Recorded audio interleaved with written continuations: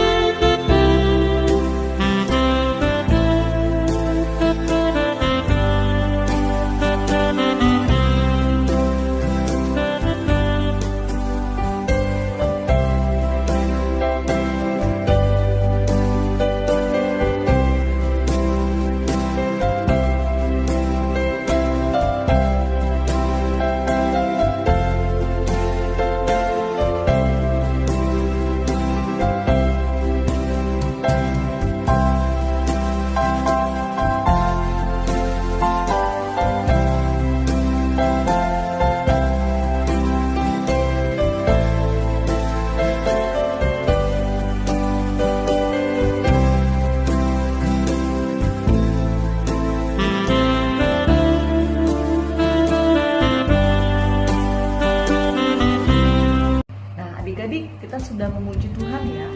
Hari ini kita mau belajar tentang seorang tokoh yang luar biasa, namanya Yusuf. Nanti Inang akan putarkan cerita tentang Yusuf ya. Adik-adik boleh nanti dibaca di Kejadian 50 ayat 15 sampai 21 ya. Adik-adik boleh saksikan video ini supaya adik-adik bisa mengerti bagaimana jalan ceritanya Yusuf yang pemaaf, Yusuf yang luar biasa, punya hati yang mau mengasihi saudara-saudaranya dan tidak mengingat-ingat kesalahan dari kakak-kakaknya. Kita saksikan ya video ini. Semangat ya adik-adik ya. Pernahkah seseorang melakukan sesuatu yang jahat padamu? Apakah kamu memaafkan mereka? Apakah mudah melakukannya? Saudara-saudara Yusuf telah berbuat jahat padanya.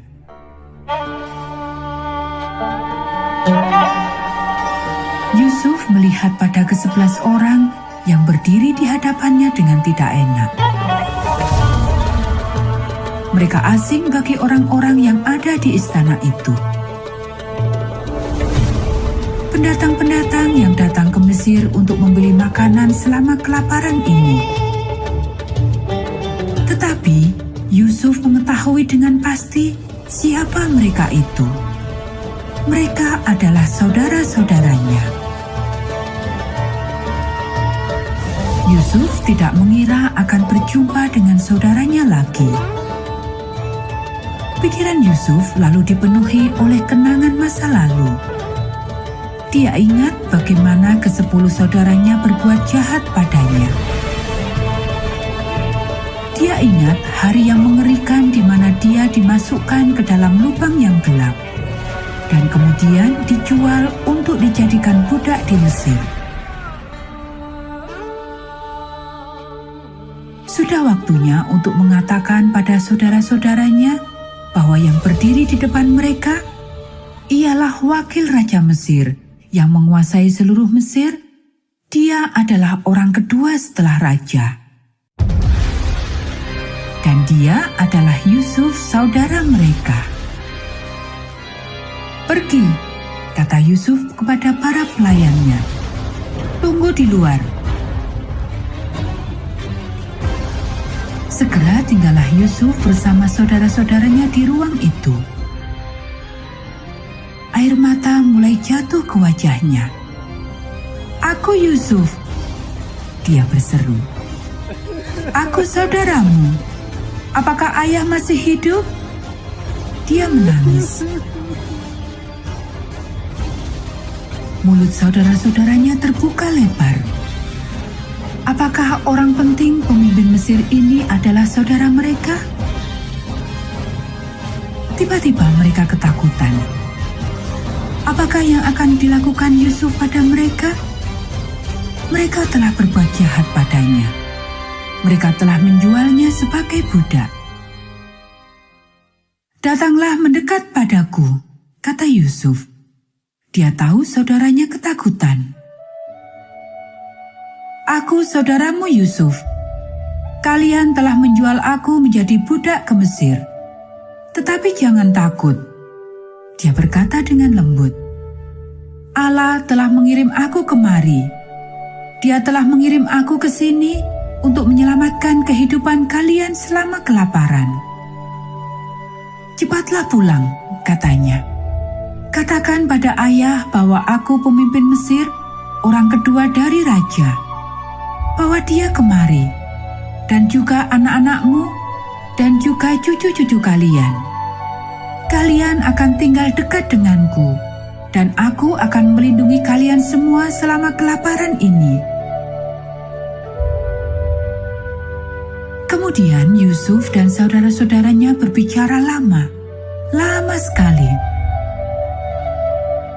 Yusuf memaafkan saudara-saudaranya berulang kali atas apa yang mereka telah berbuat. Dan Yusuf mempunyai banyak pertanyaan tentang keluarganya. Ruben menarik napas panjang. Dia merasa tenang. Dia telah dimaafkan. Ruben terus melihat pada Yusuf saudaranya. Dia mendengar dengan baik ketika mereka saling menyela selama bercerita tentang anak-anak mereka. Ruben tahu saudara-saudaranya yang lain telah dimaafkan juga. Mereka membawa ayah mereka dan juga keluarganya ke Mesir. Dan Yusuf... Nah, adik-adik sudah mendengarkan cerita tentang Yusuf. Siapa di sini yang punya pengalaman pernah dikecewakan teman-teman mungkin, orang lain mungkin, dan adik-adik pernah punya pengalaman adik-adik diberikan Tuhan mempunyai hati yang mengampuni. Sungguh senang ya jika kita sudah mengampuni orang. Mungkin awalnya adik-adik berat sekali ya untuk mengampuni. Wah, kesalahan dia sudah banyak sekali menyakiti hati saya ya. Tapi sebagai anak Tuhan, Tuhan mengajarkan kita untuk melepaskan pengampunan, melepaskan maaf. Adik-adik tahu nggak? Ada 3 kata-kata ajaib yang ada dalam hidup setiap manusia yang kita lontarkan. Ketika kita lontarkan 3 kata-kata ini, ada hal yang damai di hati kita. Pertama adalah maaf. Banyak orang yang tanpa disadari, dia kalau bersalah, dia minta maaf dalam spontan. Ketika dia bersalah dan minta maaf ya saya ya, nah, kita pun harus memaafkan dia.